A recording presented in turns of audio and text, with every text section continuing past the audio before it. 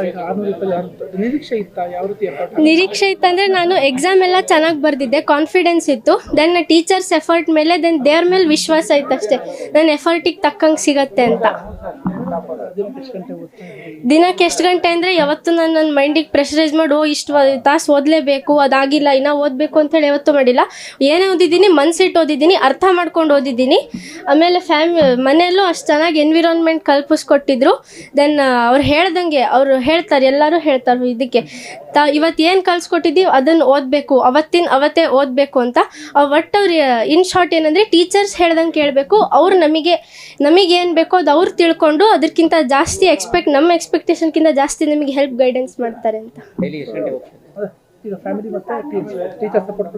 ಹಾಂ ಸರ್, ಅದೇ ಮೇನ್, ಅದೇ family then teacher support main ಅದೇ ಇರೋದು.